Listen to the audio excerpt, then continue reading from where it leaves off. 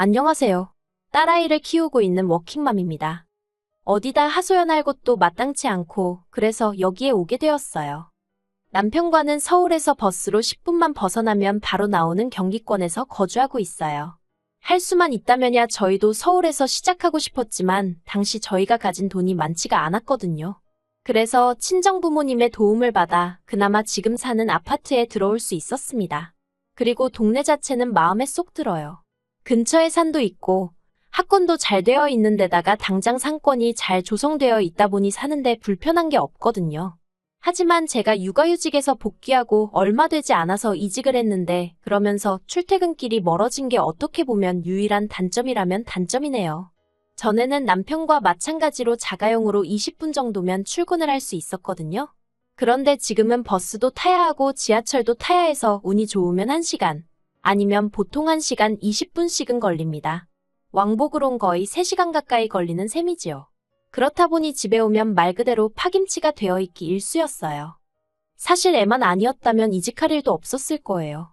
원래 다니던 회사도 잘 다니고 있었고 월급도 많았던 건 아니지만 그렇다고 크게 부족하지도 않았거든요. 그런데 어머님 아버님의 성화로 저희 계획보다 이르게 아이를 갖게 되었습니다. 그리고 애를 키우는데 돈이 많이 든다는 건 알고 있었는데 그게 제 예상보다 훨씬 많이 들더라고요. 게다가 엄마 마음이란 게 제 자식이 남한테 치이는 꼴을 보고만 있을 순 없잖아요. 정말이지. 뭐라도 해줄 수만 있다면 더 해주고 싶고 그렇잖아요. 저도 별반 다르지 않았지요. 산후조리원에서 만난 여자들부터 시작해서 여기저기서 말이 들려오니까 하루라도 빨리 뭐도 가르쳐야 될 것 같고 옷도 먹는 것도 좀 더 좋은 걸로 챙겨주고 싶어지고 여러 가지로 조바심이 나더라니까요. 그런 와중에 복귀한 회사는 저를 어찌나 서럽게 하던지요.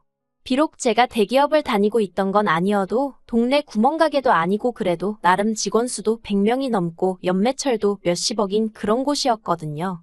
그런데 애엄마에 대한 인식은 아주 저질도 그런 저질이 없었습니다. 회사에 복귀하고 얼마 되지 않았을 때였어요. 사장실로 호출을 하길래 갔더니 퇴직금 얼마 챙겨줄 테니까 알아서 제 발로 나가라는 거예요. 자기는 애 문제로 자리 이탈하고 회사 일에 집중 못하는 그런 직원은 필요 없다면서요. 하지만 저는 그 말이 어처구니도 없고 가당치 않다 싶어서 따르지 못한다 알렸습니다. 마음 한켠으론 묵묵히 버티면서 제 할 일만 잘해내면 사장도 자기가 잘못 생각했다는 걸 깨닫고 저에게 미안해할 거라고 생각하면서 말이에요. 하지만 제가 너무 순진했던 거지요. 어떻게든 열심히 해보려는 저에게 예전과 다른 업무를 배정해준다던가 혼자 지하에 있는 사무실에서 일을 하게 한다거나 정말이지 정신적으로 너무 힘들게 하더라니까요.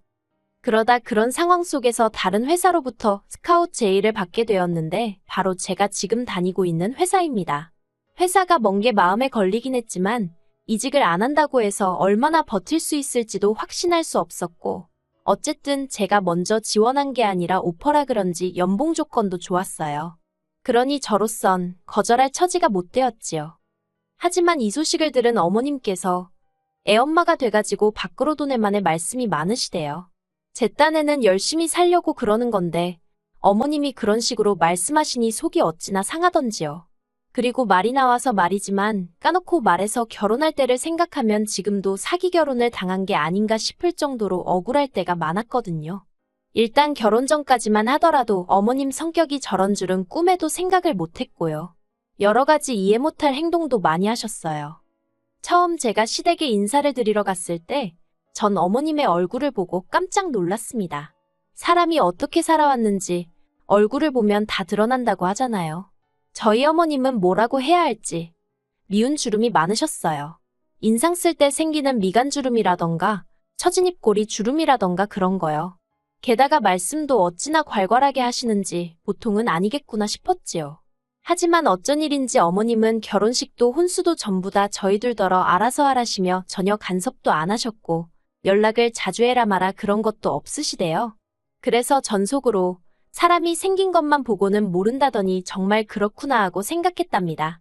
그런데 문제는 결혼식이 임박할 때까지도 처음에 저희 결혼에 보태주시기로 한 5천만 원에 대해서 이렇다 저렇다 말씀이 없으신 거예요. 저는 저대로 돈 이야기다 보니 껄끄러워서 눈치만 살피고 있었고요. 그러다 답답한 마음에 여쭸더니 덜컥 제 손을 잡으시곤 당신 사정을 길게도 늘어놓으시대요. 그리고 그때는 식은 코앞이지. 어머님하고는 그럭저럭 정도 들었지. 그래서 제가 냉정하게 상황 파악을 못하고 남편이랑 상의 끝에 어머님이 해주신다던 돈은 대출을 받아서 해결했답니다. 그렇다 보니 결혼식을 올리고 나서도 한동안 애 가질 생각은 꿈도 못 꿨지요. 그런데 결혼한 지 1년도 안 돼서 아버님이 쓰러지시고 이래저래 집안에 일이 좀 있었어요. 그러니까 어머님이 하루빨리 손자라도 아버님한테 안겨드려야 하지 않겠냐며 그렇게 밤이고 낮이고 저를 닥달을 하시는 거예요. 남편도 남편대로 마음이 급한 눈치였고요. 그리고 그때 남편이 분명히 했던 말이 아이만 낳으면 어머님이 애도 봐주시고 여러모로 도움을 많이 주실 거라 했습니다. 솔직히 친정에 맡기기도 여의치 않았던 상황이라 그래 여러 가지로 좋은 일 한다 생각하자 마음을 먹었어요. 그렇게 지금 딸애를 갖게 되었고요. 하지만 이게 웬걸요. 막상 애를 갖고 나니까 어머님이 도와주시긴 뭘 도와주시나요. 입덧이라도 하면 그걸 가지고 애 가졌다가 유세하냐. 생색내지 말라 별소리를 다 하시대요. 그뿐만이 아니었습니다. 애도 예뻐해주질 않으시니 그게 그렇게 서운하더라니까요. 저희 애 첫돌 때요. 금반지까지는 기대도 안 했습니다만 어쩜 양말 한 짝도 안 사주실 수가 있어요? 그러니 저라고 시댁에 돈을 쓰고 싶지가 않더라고요. 그런데 올해 초였습니다. 어머님이 집에서 밥이나 같이 먹게 오라고 해서 갔거든요. 그런데 신혼에도 와 있더라고요. 신혼은 남편보다 2살 어리고 저희 결혼한 다음 해에 결혼을 했어요. 애는 아직 없고요. 아무튼 그런 상황에서 어머님이 뜻밖의 이야기를 꺼내셨습니다. 어머님 아버님이랑 신혼애랑 합가를 하기로 했다는 거예요. 그래서 집을 리모델링을 해야 한다는데 그 돈을 저희더러 좀 보태라고 하시는 게 아니겠어요? 황당했지요. 보아하니 신혼애가 들어와서 산다고 하니까 리모델링 이야기가 나온 것 같은데 그걸 그러면 신혼애외가 보태야지 왜 저희가 보태나 싶어서요. 그리고 막말로 돈이 있어야 그것도 뭐 보태드리던지 하지 저희도 여유가 없이 빠듯했거든요. 그래서 어머님께 죄송하다 그럴 만한 돈이 없다고 일단은 그렇게 말씀을 드렸습니다. 그러자 어머님이 니들 얼마 전에 자동차 계약했다 하지 않았냐면서 그 이야기를 꺼내시는 거예요. 사실 남편이 타던 차는 남편이 직장에 들어가자마자 샀던 차라 10년도 더 된 차였고 제가 타던 차도 7년이 넘은 차였습니다. 그런데 이제 애를 데리고 어디라도 가려니까 이 차고 저 차고 불안해서 태울 수가 있어야 말이지요. 그래서 조금 무리한다 싶기는 했지만 가족용 SUV를 한 대 계약을 하긴 했었어요. 그런데 어머님이 저희더러 지들 차 살 돈은 있고 당신 리모델링비는 못 내주냐면서 얼마나 짜증을 내시던지. 신혼 남편도 있는 자리라서 제가 더 세게 나가지는 못했지만 저렇게 막무가내일 수가 있나 싶더라니까요. 그래도 결국은 어쨌든 돈이 없으니 리모델링비는 못 해드렸어요. 듣자 하니 신혼의 집 팔고 빚 갚고 얼마 남았던 모양이라 그 돈으로 하기로 했다더군요. 이건 여담이지만 신혼애가 어머님네 들어가서 살게 된 게 신우가 신혼 남편 몰래 동네 여자들한테 거짓말을 치고 돈을 빌려다 쓴 모양이 돼요.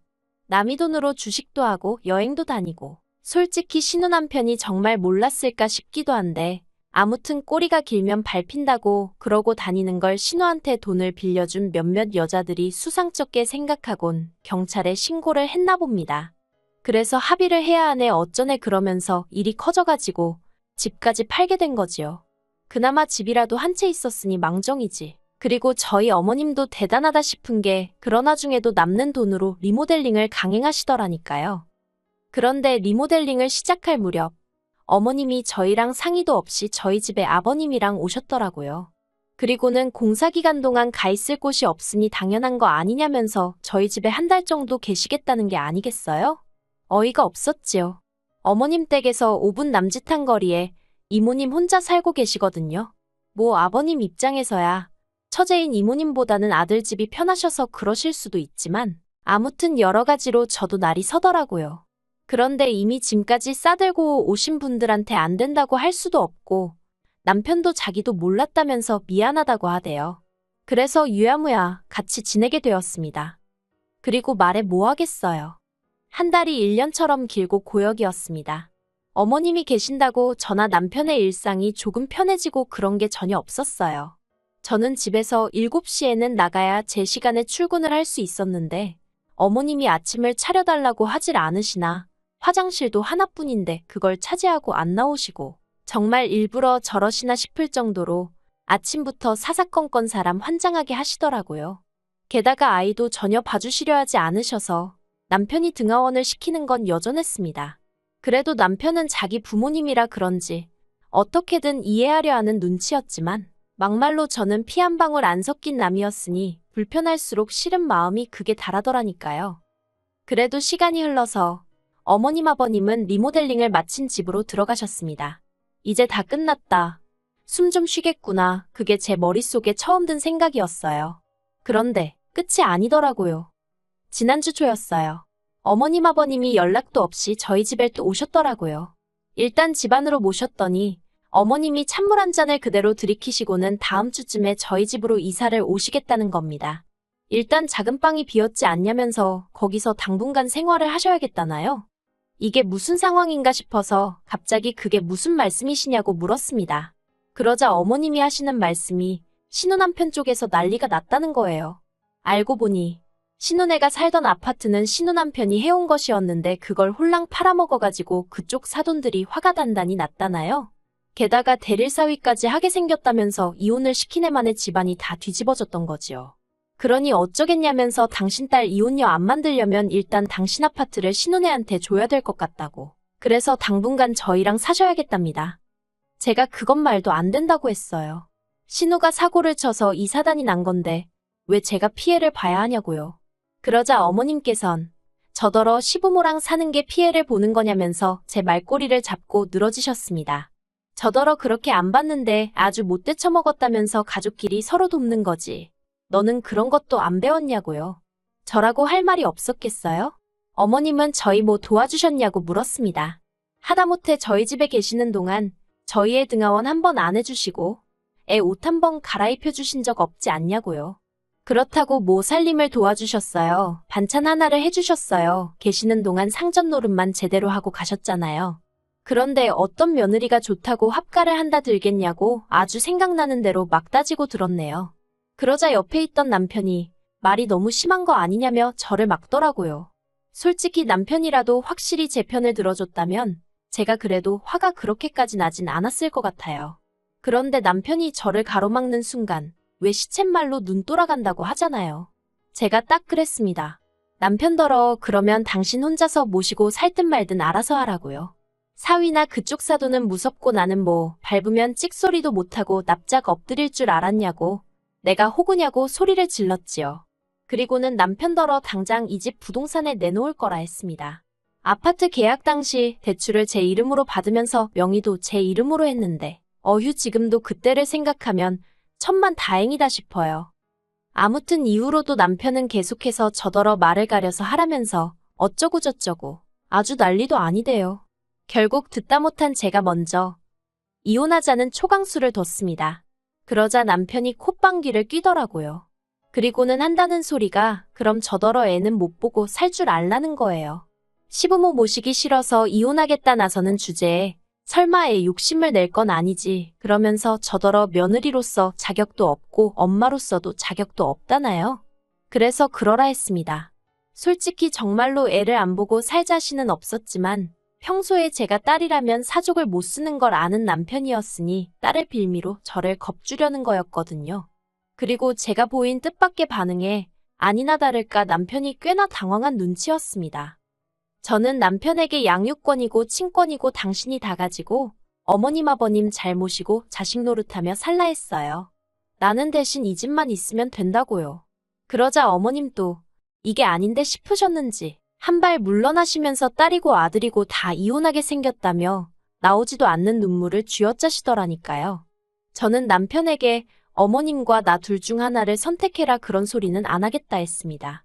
대신 어머님을 바라보고는 어머님께 신혼애한테 생긴 문제는 그쪽에서 알아서 해결하게 하시고 어머님은 어머님 집이나 잘 지키시라 했어요. 그렇게 하셔야 어머님 아들도 잘 살 수 있는 거라면서 아들 며느리가 호구가 아니라는 것 좀 알아달라 했지요. 그러자 남편도 제 말에 수긍을 하며 어머님께 별 수 없지 않느냐고 걔들 문제는 걔들더러 알아서 하라고 해. 그러대요. 그렇게 일단은 저희 집에 평화가 찾아오긴 했어요. 솔직히 얼마나 갈지는 두고 봐야 알겠지만요. 남편도 자기가 장남이다 보니 어머님 아버님을 챙겨야겠다는 생각이 들어서 순간 자기가 저에게 말을 심하게 했다며 미안하다 사과해왔습니다. 하지만 말이라는 게 한번 엎어지면 주워 담을 수 없다고 제가 받은 충격과 상처가 한 번에 괜찮아지진 않더라고요. 그래서 지금 남편이 무척 꼴보기 싫은 상황이긴 하네요. 그래도 뭐, 애 아빠고 그동안 저에게 잘해왔으니 한 번 더 기회를 줄 생각입니다. 어머님은 이후로 저에게 연락은 따로 안 해오고 계세요. 그리고 신혼에는 별거를 시작했다대요.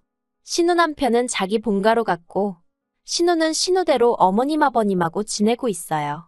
그래서 신우가 저나 저희 남편을 원망하는 눈치긴 한데 그거야 뭐 솔직히 그러던지 말던지 관심은 없습니다.